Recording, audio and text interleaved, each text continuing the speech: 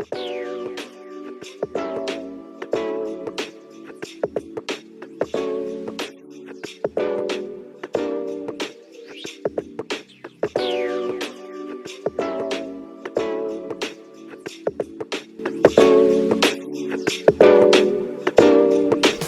2 of Anything Goes with DJ Happy is finally here and you don't want to miss this. We're talking fresh topics, new perspectives, and new line of guests. You never know what's coming, And that's the fun part! Get ready for anything because dito sa Anything Goes, dito tayo ay masaya at si Lord lang ang bida. Pagpapala pa more and keep the faith, everyone. God bless us all.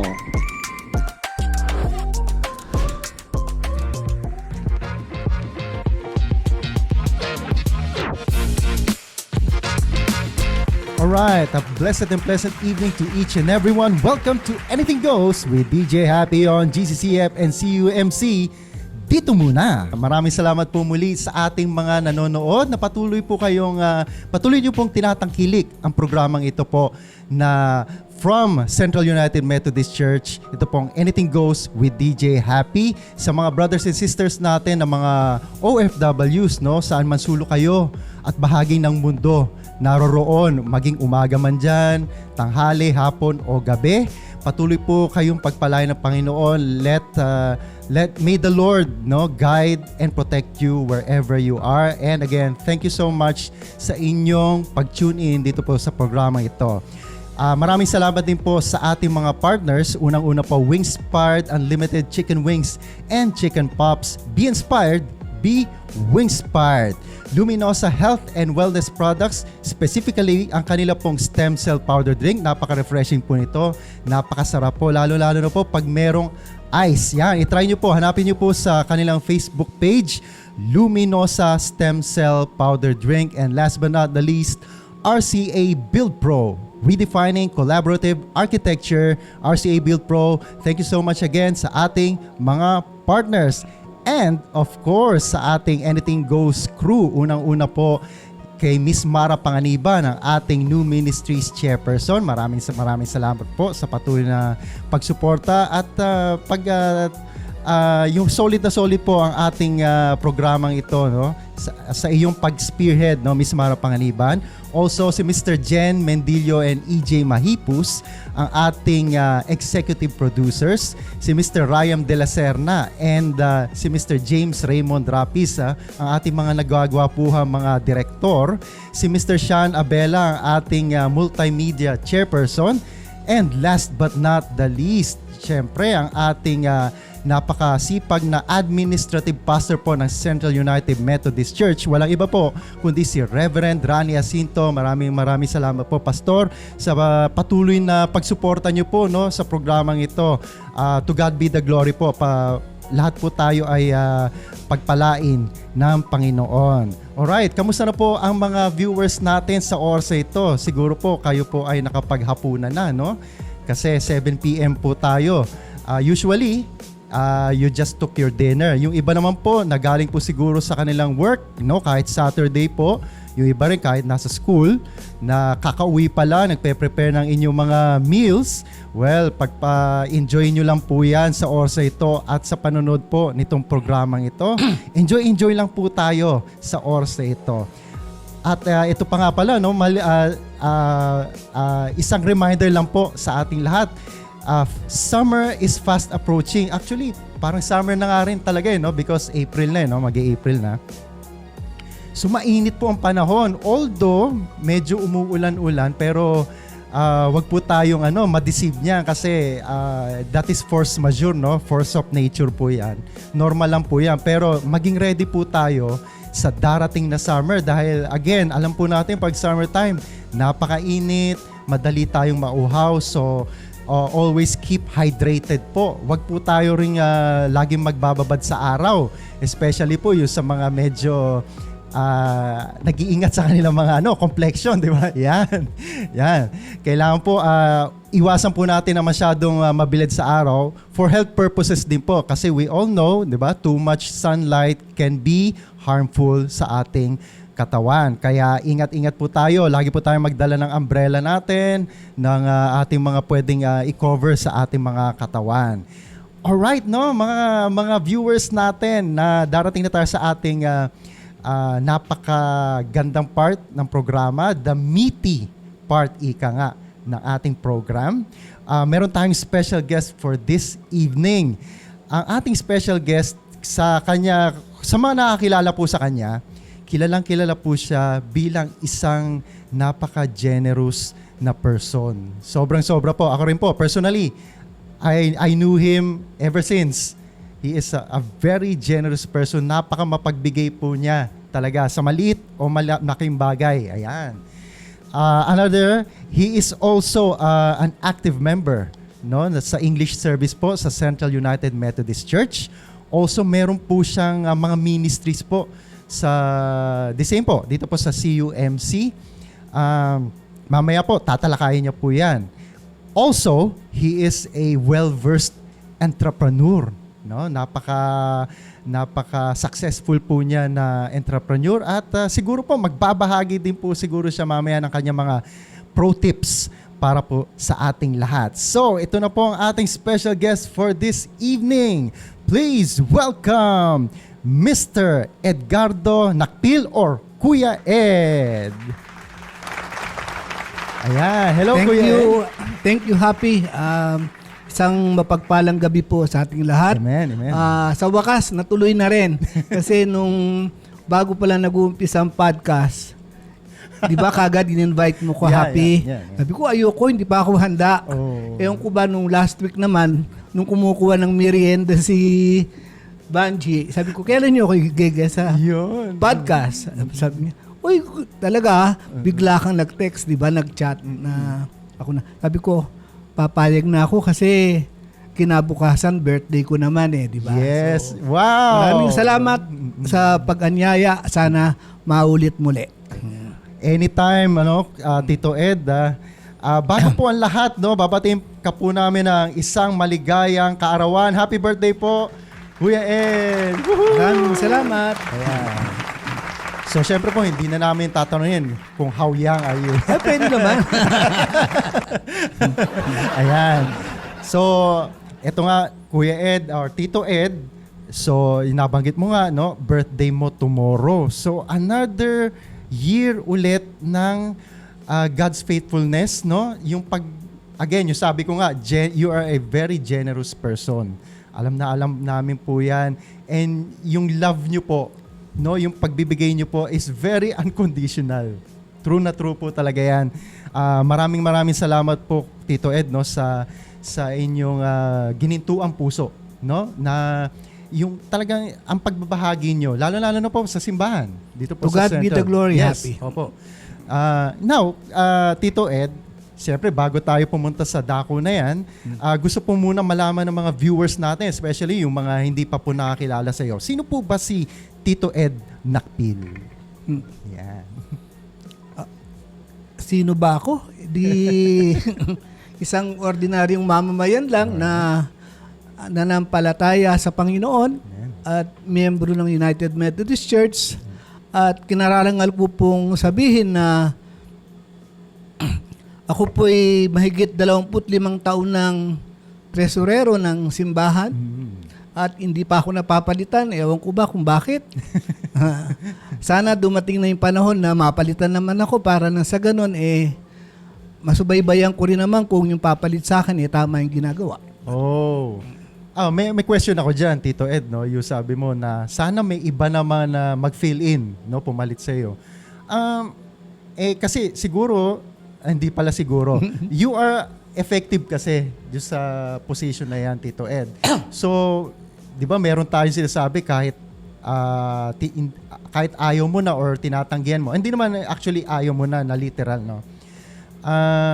Kung diyan ka talaga nilagay ni Lord Ano yung masasabi mo doon? Pero kasi Happy, if you love the church, dapat huwag kang mag-cling sa posisyon.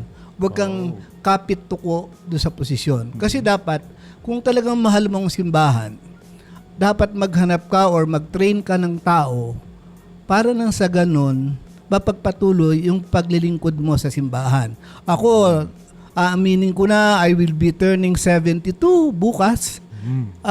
Siyempre, kahit papano naman, nagbibilang din ako ng panahon na ilang taong pa ako mabubuhay, di ba? So, gusto ko sana, habang malakas pa ako at may kakayahan pa ako, sana makakita na ng papalitang simbahan para na sa ganun, matrain ko naman. Ganun lang. Ayoko kasi nung kapit ko sa posisyon di ba? Pero right now po, Tito Ed, meron po ba nag-i-step up, let's say, na para willing to be trained?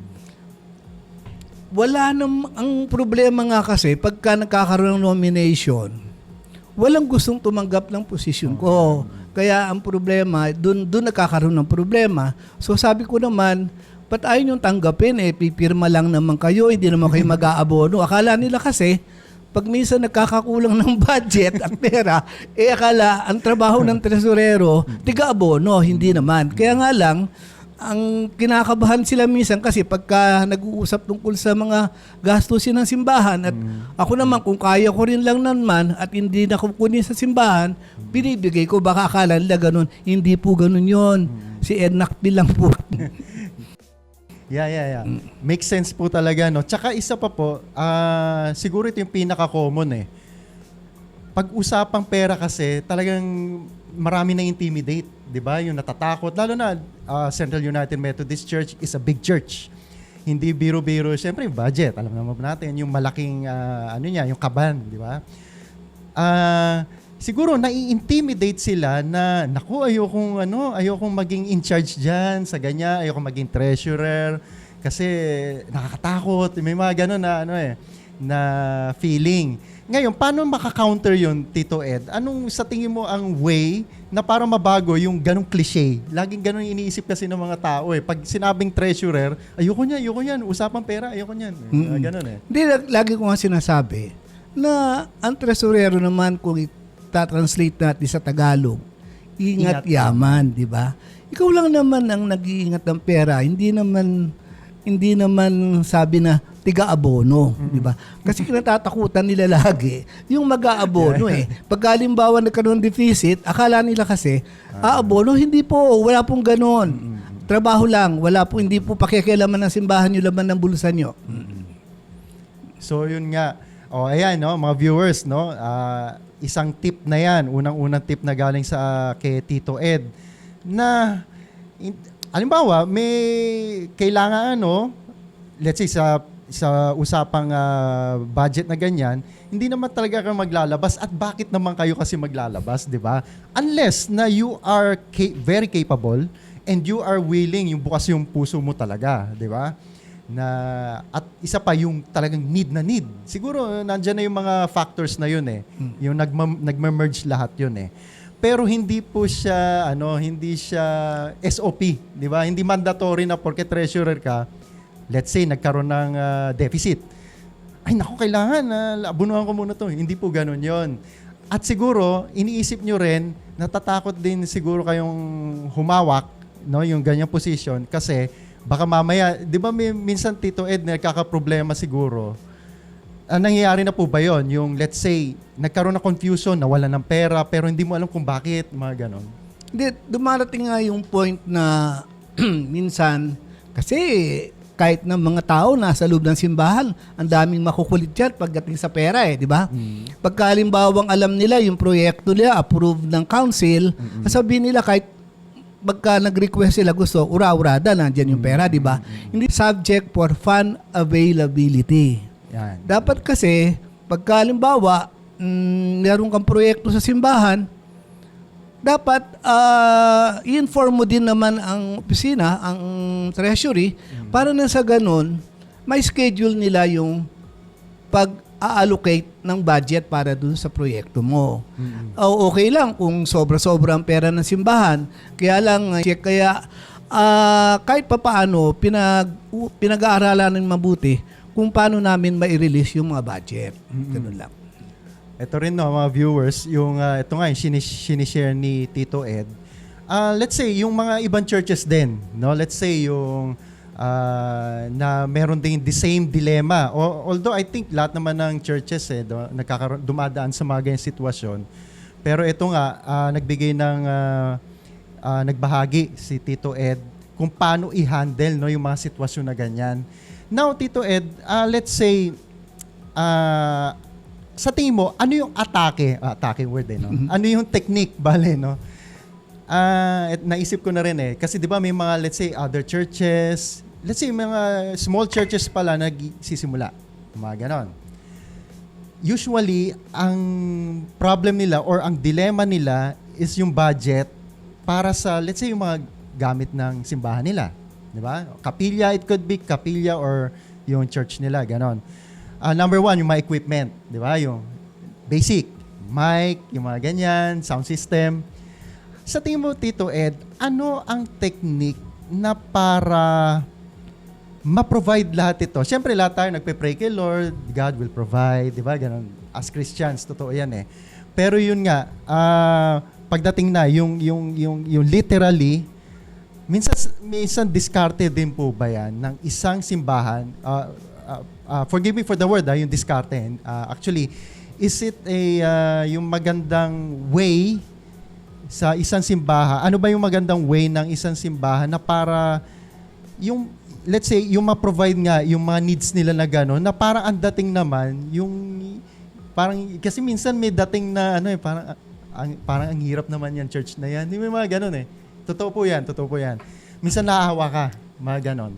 Sa tingin mo, Tito Ed, ano yung idea mo na para iba pang way sa mga ganyang sitwasyon? Kasi ako, pag ginagawa ko as a treasurer, minsan based on priority, di ba? Okay. Kung ito ba kailangan na, dapat na bang gawin, may pera ba tayo, madali lang naman yun di ba? Kaya sabi ko, based on priority. Kasi minsan may mga gastusin na hindi naman dapat kung ano ang mas mahigpit na pangangailangan ng simbahan, na kailangan ng simbahan, dapat yun ang i-prioritize. At saka, sabi ko payo ko sa susunod ng tresurero, halimbawa, dapat medyo may katapangan ka ng konti. Kasi minsan, kahit magkakasama tayo lahat sa simbahan, yun nga sinasabi ko, na kagad sasabihin nila, nagtatampo sila pagka hindi kagad ng binigyan ng budget. Sabi niya, approve naman yan ng council, ba't ayaw mong i-release? Hindi nila alam, minsan wala pang pera. Pero, sabi mo nga, God will always provide. True.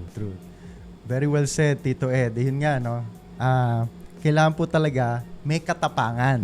So, yun po yung kanina na babanggit namin na natatakot kasi na pumunta sa hawakan yung ganyan sitwasyon or position kasi nga may takot Pero yun nga, yung sa side na sinabi ni Tito Ed, kailangan may katapangan ka na meron kang authority. Di ba? You have control. Kumbaga siya na may political will ka. Ganun. True. You have to be confident na rin, no? Yung malakas loob mo talaga na ingat yaman nga, ikaw nga yung treasurer Kailangan, at saka responsibility mo yan para kay Lord Yun yung ultimately dun di ba? Para kay Lord yan. Ako nga happy, hindi ako natatakot yung pera ko kung halimbawa mapabayaan ko. Ang kinatatakutan ko, yung mapabayaan ko yung pera ng simbahan. Diba? Yung pera ng iba, mas mahirap hawakan Kahit nung nasa bangko ko, hawak ko din naman ng treasury, pero mas pinagbubuti ko ang paghawak sa trabaho ko kaysa doon sa sarili kong pera. Kasi yung sarili kong pera, ako lang mananagot Pananagutan ko lang sa sarili ko di ba? Samantalang dito sa simbahan, naku po, grabe, pag pinabayaan mo yan. Ayan, yun nga, nabanggit mo rin, Tito Ed, no? Yung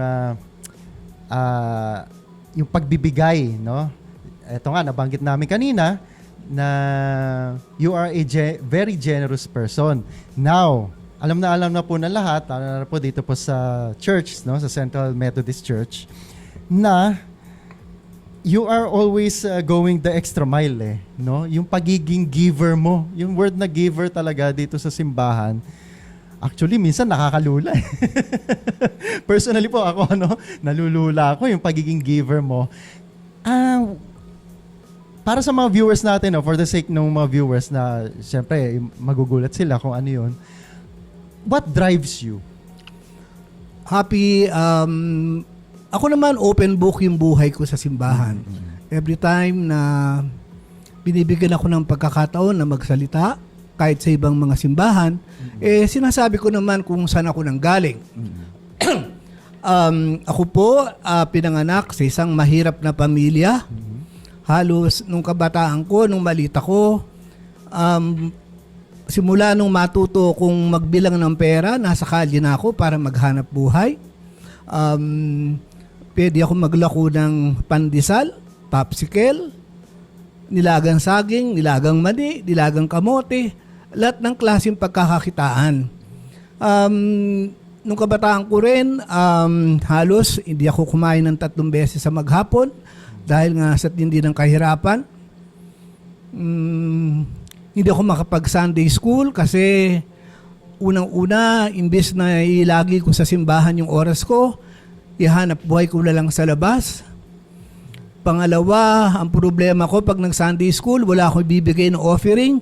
Pag dumaan yung offering plate sa akin, nahihiya ako, wala akong inuhulog.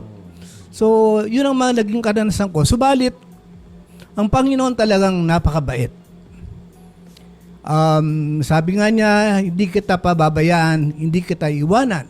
So, nung binigyan ako ng pagkakataon na maging maganda ang buhay ko, tinanong ko kagad sa kanya, Lord, anong gusto mong gawin ko? Humingi ako ng konti, ang dami mong binigay. So, yun ang naisip ko na siguro ito ang gustong gawin ng Panginoon kung ano man ang kinikita ko, ibahagi ko sa simbahan at sa kapwa. Wow, napaka-inspiring talaga, Tito Ed, no? Actually, very heartwarming talaga yung life story mo. And right now, no, very successful ka, no? To God be the glory po talaga. Very successful. And yet, kahit yan po, yung sa iyong level ng success, talagang ano pa rin yung merong ang saying na keep your feet on the ground, but keep reaching for the stars. Ibig sabihin, kahit po yun, very successful ka na, talagang napaka-humble mo pa rin po talaga hanggang ngayon po. And I'm sure talagang ikaw na po talaga yan talaga. Just keep it up po, Tito Ed. Yan siya sa pagiging mapagbigay mo, pagiging generous. Hindi lang po sa material no, mga viewers natin. Hindi lang po sa material, pati sa time. Actually po si Tito Ed, every Sunday po, wala pong mintis yan. No? Talagang halos maghapon nandito lang din po yan sa church. Ano po yung ginagawa? Hindi lang po nagsisimba. Talaga nandun na po lahat. Ministry. At ito po, meron ka pong ministry na ang laki po ng naitutulong nito. Ano po yun? Yung feeding ministry ko. Yes. Ito ang kwento niyan, Happy. May panahon nung araw na nagtatrabaho pa ako sa bangko.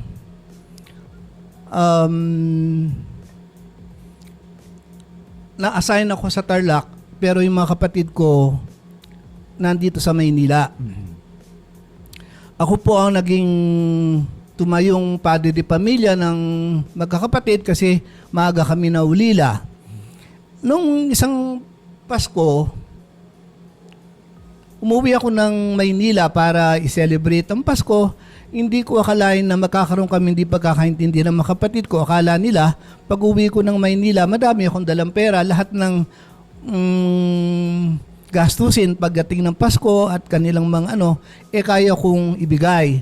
Hindi nila alam na kung mo babangkero ka, nagkatrabaho sa bangko, akala nila lahat ng perang binibilang mo, sa'yo na. So pagdating ng akala nila kasi nung araw kasi pag nagtatrabaho ako sa bangko, ang laki ng tingin sa'yo, di ba? So dumating ng point na umuwi ako sa bahay namin at nung makita nilang kulang ang dala kong pera, hindi kami nagkaroon ng pagkakaintindihan ng magkakapatid, para wag na lang humaba ang hindi pagkakaintindihan, bumalik uli ako sa Tarlac ng gabi na yon. Pero may curfew nung araw na yun Mga may curfew. So, ang ginawa ko, wala akong matutuluyan kasi 4:00 pa ng madaling araw ang unang biyahe pabalik ng Tarlac. Nagtungo ako sa Luneta sa likod ng National Library. Doon ako natulog palipas ng gabi. Kaya nakita ko yung buhay ng mga tao doon na minsan halos walang ibili ng pagkain. Ako nga, inaalok ako ng karton para mahigaan. Hindi ko mabili yung karton kasi nga magkukulan na yung pamasahe ko di ba? Kaya nung ito na naman nga, bumalik na naman sa aking alaala na minsan naging taong kalye ako.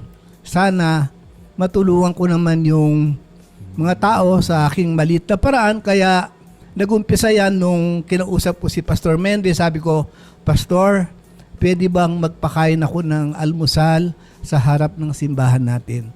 Pumayag naman po si Pastor Mendez. Kaya malapit na po mag-10 taon itong aking ministry. Pero kahit papaano, sabi ko nga, hindi ko po pinapublish or sinasabi sa Facebook, pinapakita ko linggo-linggo para manghingi ng suporta.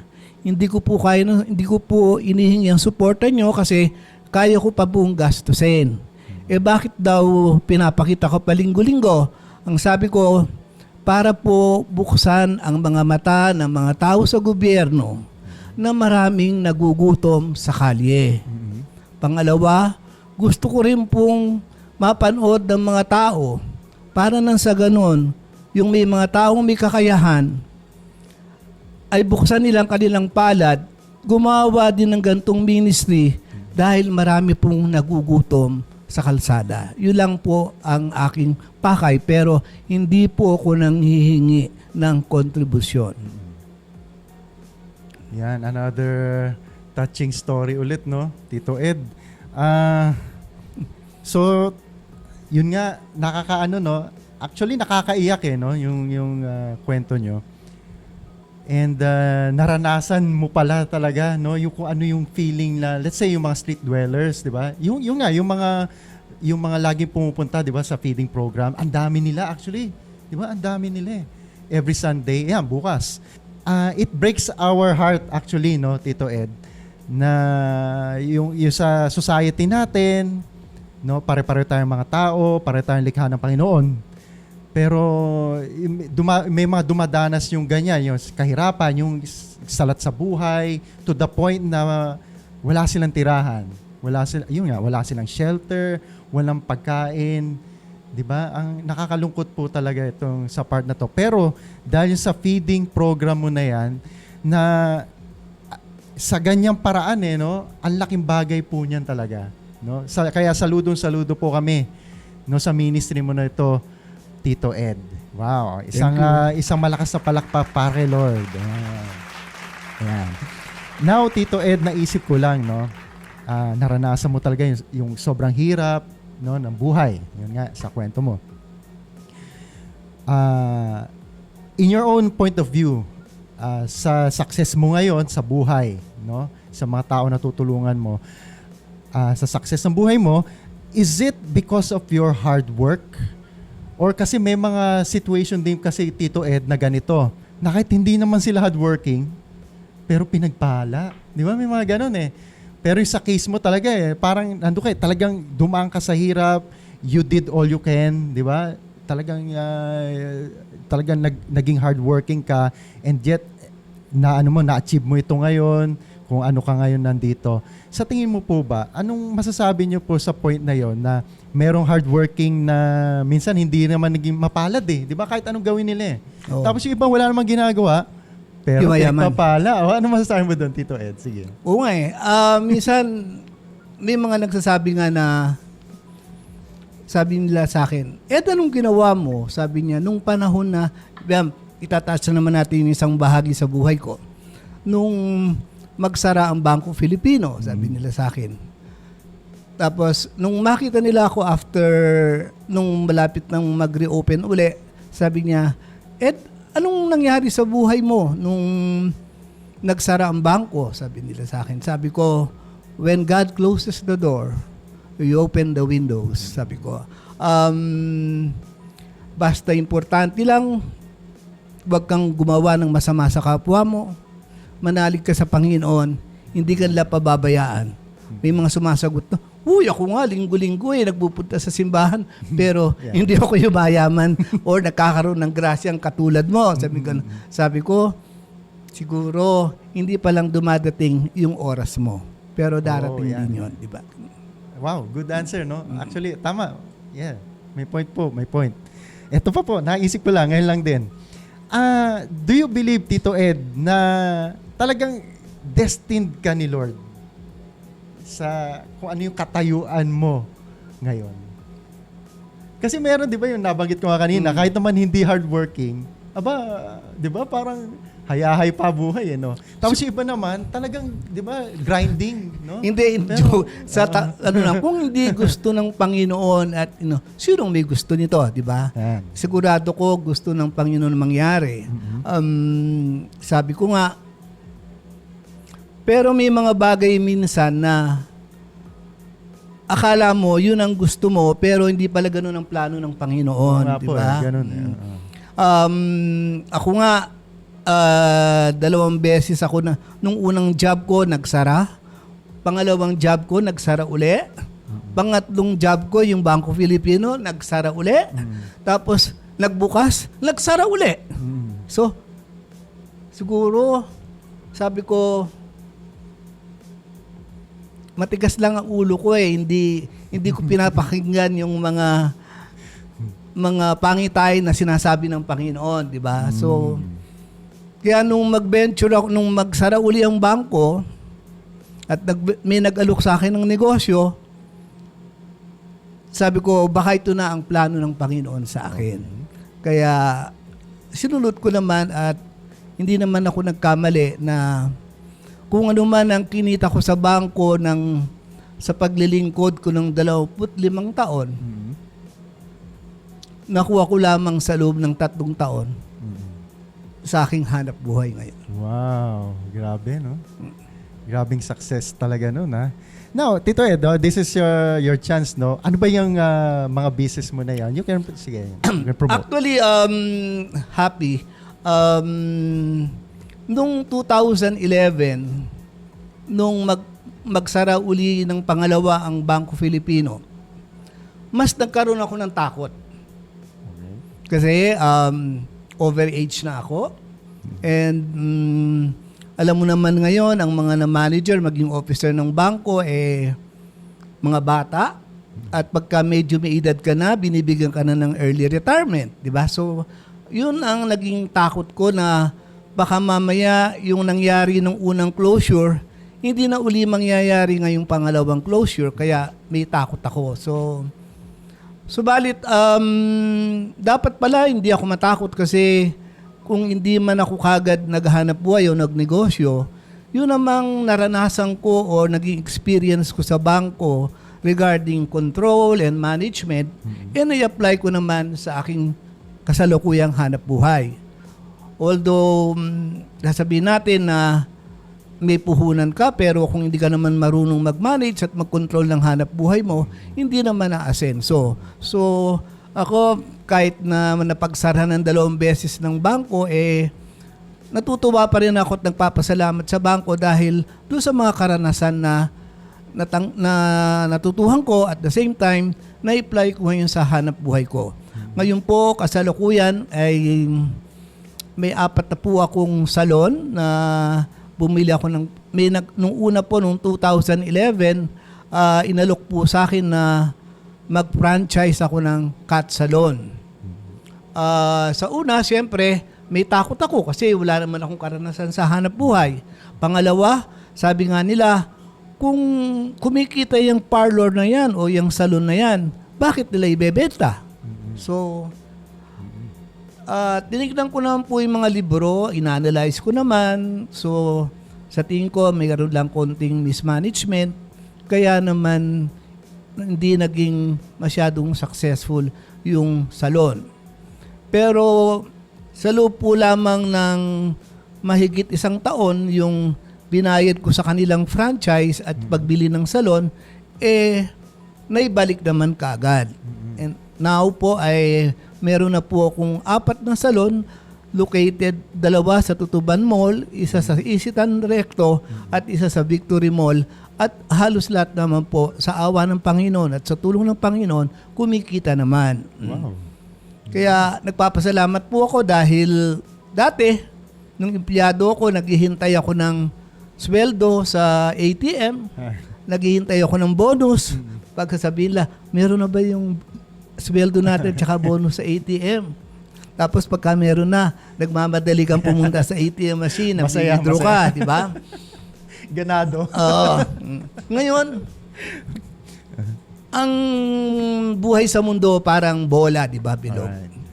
Ngayon po, meron po akong mahigit 75 empleyado.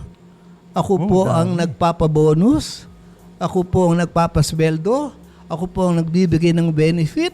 So, sabi ko, hindi ba napakagandang pangitain naman ito na dapat i-share natin para nang sa ganun, lalo pa tayong pagpalain ng Panginoon. Wow. Ang lupit no? Yung word na yun. Ang tindi no, 57. 75 Ay, 7. staff. Baliktad. 75. Wow. Ang dami nun, Tito. Tapos, syempre, di ba, lahat, ikaw nagpapasweldo. Ito pala, naisip ko, yung sabi mo nga, yung unang management, di ba? Syempre, hindi siya, mismanagement. Yun na yun. Kaya nag-close siya. Ito, gusto ko lang itanong, ano yung naging method mo o paano mo na siya minanage itong cut salon mo ngayon na nag-succeed siya? Ano yun? Specifically, paanong way, no? Ano yung paanong pag-manage? Ganun. Unang-una, sabi ko nga sa'yo, yung experience ko kung paano mag-manage. Actually, di ba, naging Senior Vice President ako ng Bangko Filipino. At nung panahon na yon, tumatanggap na ako ng at least mga 6-digit salary. So, nung una, siyempre, nalungkot ako nung mawala. Pero nung in-apply ko yung mga natutuhan kong management and control sa bangko, so parang nakatulong yun doon. Pangalawa, ako naman kasi yung taong pag kumita ng piso, hindi ako gumagastos sa 5 piso eh. Ang gusto ko, pagka kinita ko, dapat bago ko gastusin, kinukwenta ko munang mabuti. Ayoko yung sabihin natin, let us live beyond our means. Don't live beyond our means. Ganun. Yung pagmamanage ba na yan, partner rin ba dyan, Tito Ed, you have to shell out more financially? Ba, maglalabas ka pa rin ba na maglalabas? Ganun. You invest more pala. Ganun. Actually,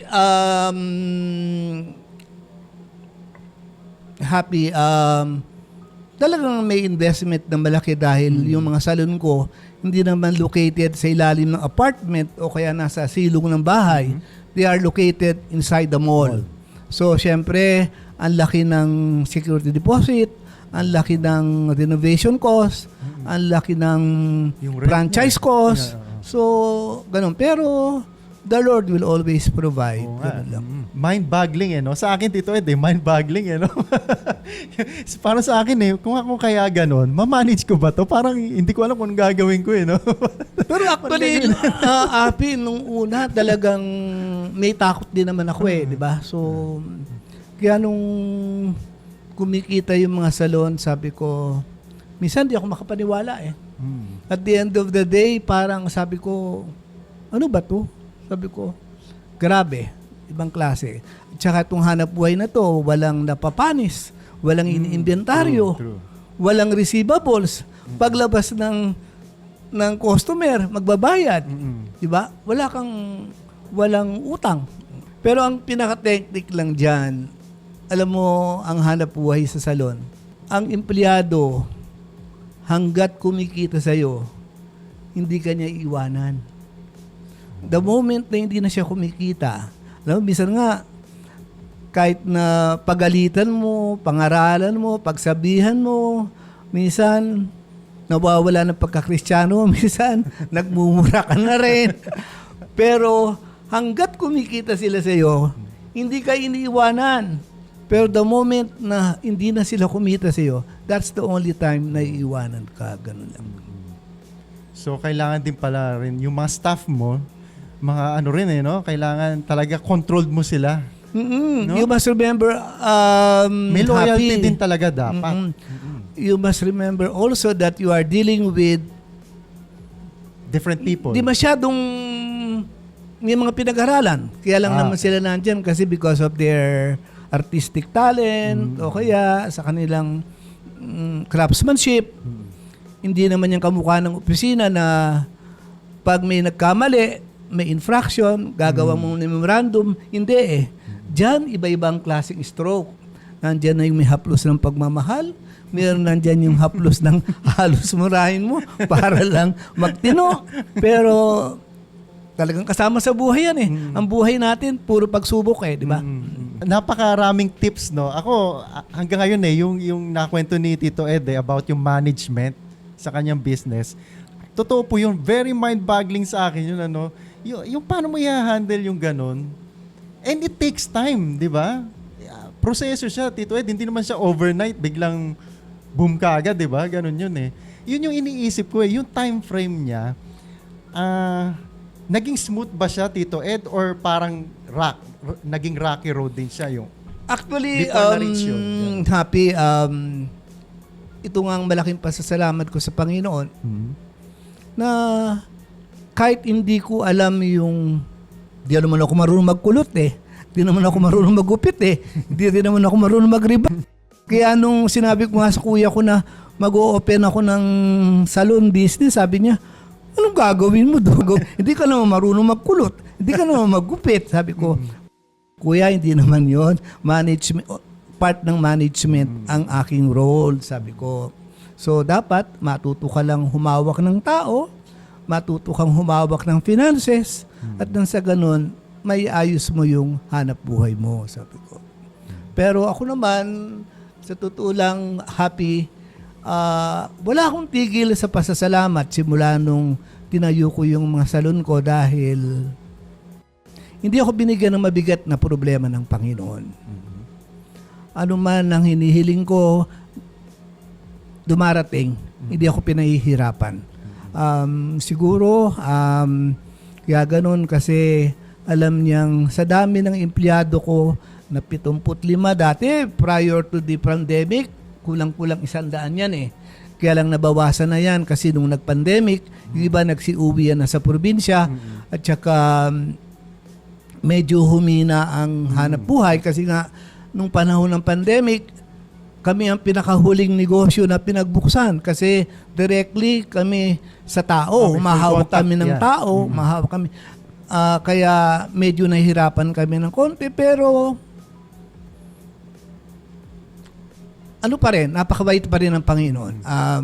Nakayanan namin kahit na sarado ang mga malls nung araw, pero kailangan pa rin namin magbayad ng upa. Kasi ang mall, nagbabayad ng gwardiya, nagbabayad ng janitor para ma-maintain. So, binibigyan lang kami certain discount, pero we have to pay the monthly rentals. So, kung alimbawa ba, nung panahon, alam mo nga, Happy, ikwento ko na to, bago mag-pandemic, binigyan ako ng napakalaking kita ng Panginoon. Kaya bigla akong naisip na, kasi ako monthly, nililista ko yung mga kinikita, tsaka annually, inaano ko. Sabi ko lang, Lord, bakit binigyan mo akong malaking kita, di ba?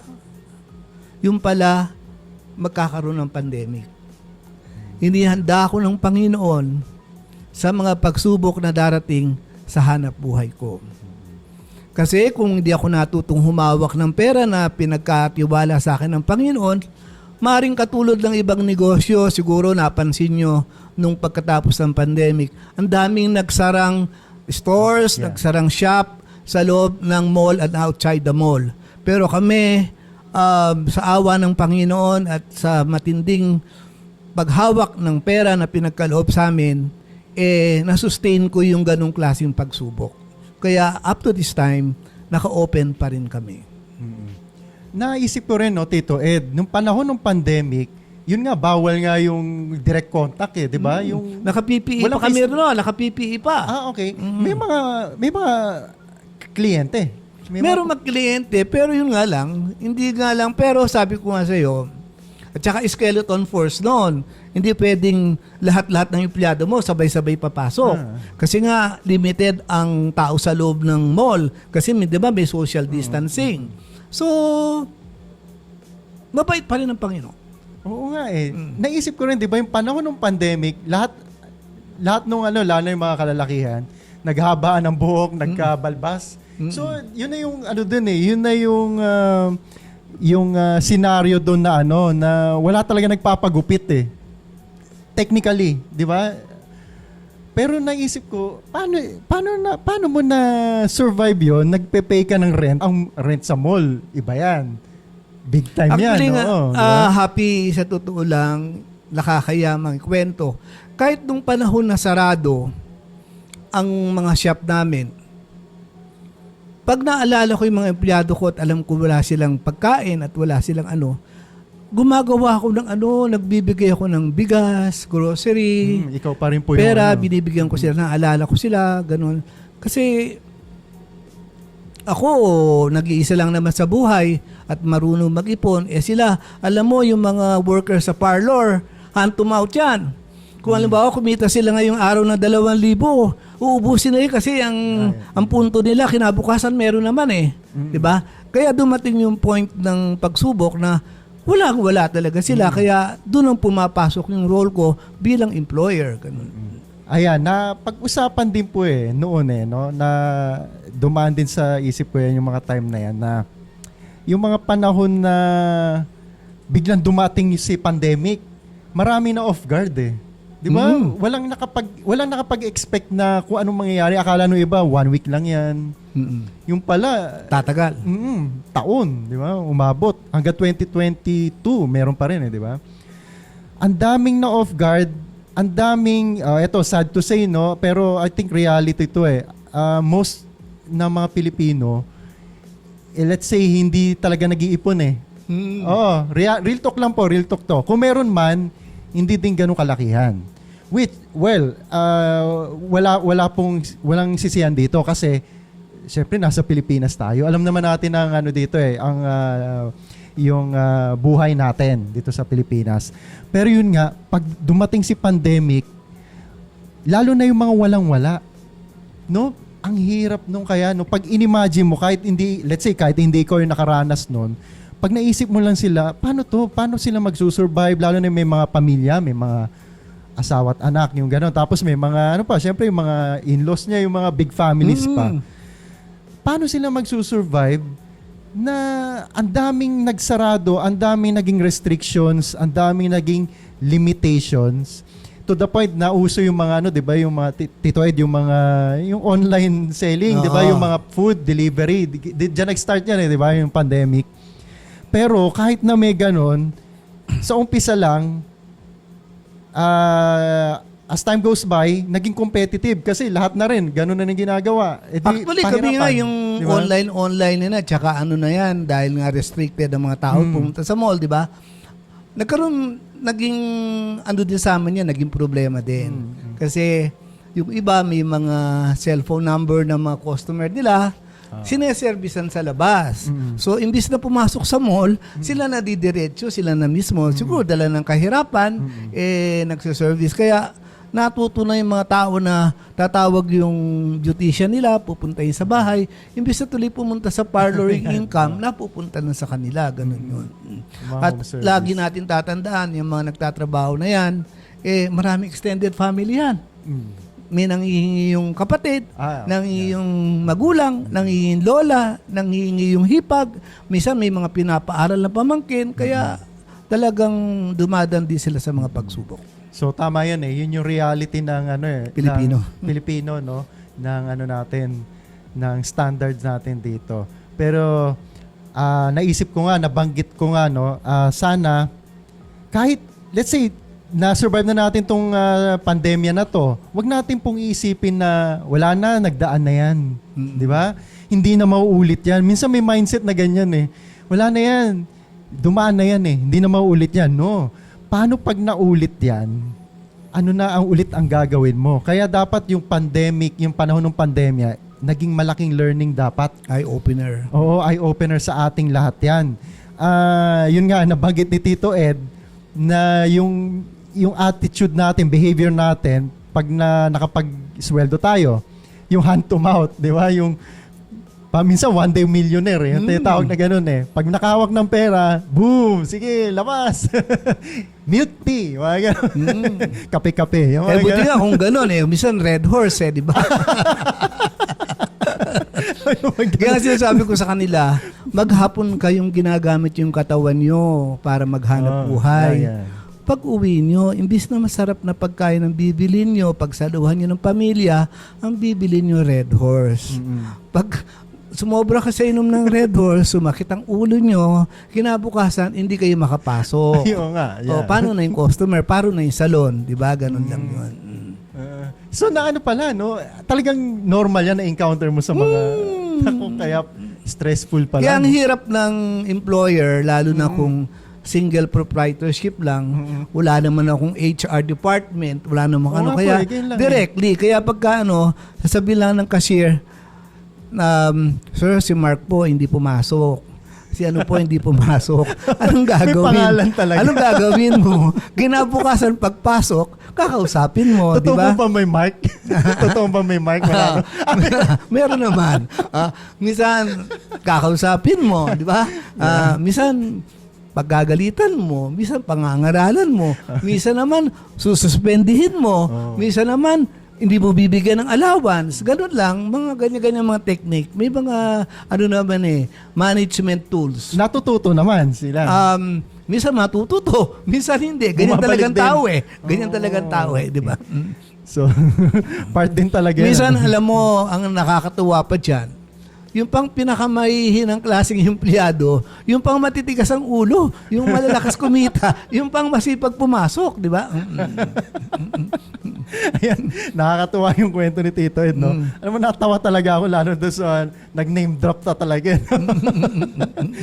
Ibig sabihin niya, real talk po yan. Hindi po yan para lang, let's say, para kay Tito Ed Buhay niyo po yan Di ba? Actually, yung mga binanggit ni Tito Ed, payo yun Basic na payo po yan. Totoo yun. No? Napakaganda. Sa mga viewers natin, siguro, baka may nakarelate sa inyo dyan, ano yan? Malaking ano yan, no? Yung kalabit sa inyo yan, no? Happy kasi kahit naman sa kumpanya at saka sa mga natin, may mga policies and procedures naman True. tayo, di ba? Bago naman natin tanggapin ang empleyado, sinasabi natin ng mga polisiya at saka yung mga procedure natin. Pero bakit ganon? May mga infraction pa rin, hindi sumusunod sa mga patakaran. Sabi ko nga, sinasabi nga ng mga tao, di ba sir, may mga Sabi ko, kung ang Biblia ay ginawa ng Panginoon pag binasa ng tao, iba-iba ay interpretasyon. Kaya sabi ko, magbibigay tayo ng allowance para doon. Alright, no, Tito Ed, being a successful entrepreneur or businessman, yun nga, isa napakaganda at napakamalaman na kwento mo at nakakatuwa, no, na shinare mo na life story mo at lalo na sa business mo. Is it yung pagiging masipag mo naman din sa church, dadako tayo sa church ngayon, is it also a factor na yung parang thanksgiving mo rin ba yun na sa lahat ng biyaya na natanggap mo galing sa ating Panginoon, you owe everything to Him, of course. Is it your way then in giving back? Kaya sobrang active mo or sobrang mahal na mahal mo ang Central United Methodist Church? Actually, happy di ba nabanggit ko noon na nung mawala sa akin yung hanap buhay ko, yung pagka-senior vice president ko sa bangko na tumatanggap na ako ng 6 digits, sabi ko, paano ko matatanggap sa sarili ko yung mawala yung ganong klase? Libre kotse, libre gasolina, libre, halos lahat, pati withholding tax mo, sinasubsidize ng bangko, pagkain mo araw-araw, libre. So, wala ka ng, siyempre kung mawawala siya. Pero nung akala ko lang, hindi ko kakayanin. Pero, nung matuto kong maghanap buhay nga ng parlor at the same time, sumali na ako sa council bilang treasurer na sabi ko, ang sarap palang magtrabaho sa simbahan. Wala kang sweldo, pero ang benefits mo unlimited. Di ba? Dati-dati, naghihintay ako ng 5 taon o 3 taon para mapalitan ng kotse ko. Ngayon, anytime na gusto kong bumili, kaya kong bumili. Di ba? Dati-dati nga, nag-aantay ako ng bonus. Ngayon, ako nagpapabonus. Di ba? Ulitin ko lang ulit. So, mga kapatid sa pananampalataya, pagka po naglingkod kayo sa Panginoon, ang mga biyaya at benepisyo po, unlimited. Hindi na kailangan ilista kung ano ang magiging benepisyo mo bilang maglingkod ka sa Panginoon, kung hindi, kusa siyang darating. Ang Diyos po ang gagawa ng paraan. Sabi ko nga,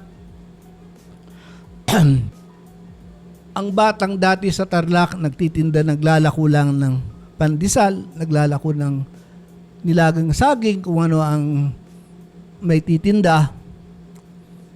Pero nung binigyan ako ng pagkakataon ng Panginoon, sabihin ko na para ng ganun sa ganun, ma-inspire kayo, na yung pong multipurpose building project namin na yan ay siniportahan ko. Ilang linggo po akong lumuluhod every time na may altar call. Pinag-iisipan ko kung magkano ang may bibigay ko, may babahagi ko sa simbahan para do sa multipurpose. And at the same time, nung maisip ko kung magkano, sabi ko, kaya kang tanggapin ng mga kapatid ko ang pagbibigay ko sa simbahan. Kasi baka sabihin nila, Kuya, ang yabang mong magbigay sa simbahan, pero kami hindi mo mabigyan, di ba? So, pinagdasal ko yon. So, natuwa naman ako nung isang anibersaryo ng ating simbahan. Babanggitin ko na po, nagbigay naman po, nakapag-total na po akong naibigay na 2.5 million. Wow. At lately nga po, chinyalens ko yung Rosario, yung Mission Church dati ng Central, na mabayaran nyo lang, mabilin nyo lang yung lote sa Rosario, bibigyan ko kayo uli ng 2 milyon para lang mapagawa yung bahay panambahan nyo. Sabi ko,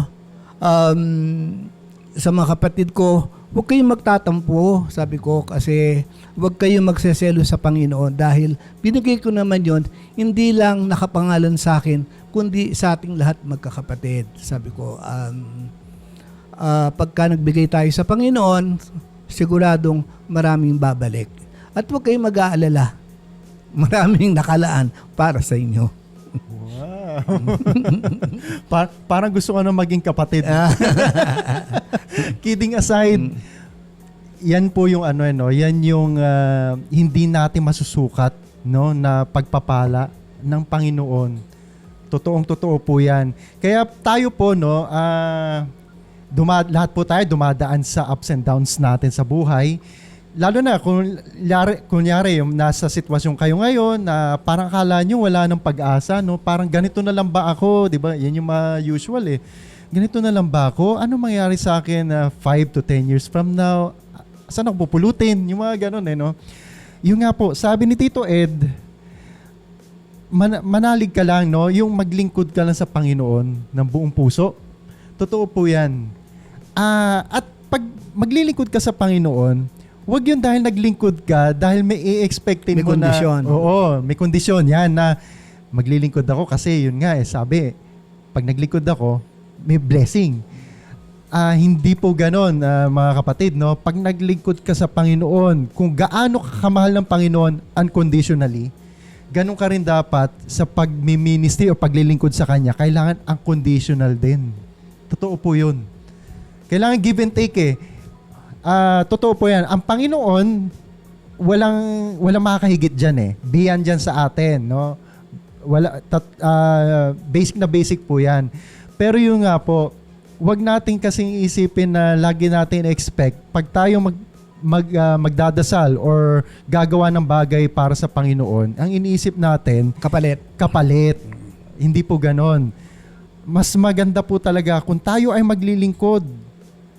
Dahil naglingkod tayo dahil mahal natin ang Panginoon.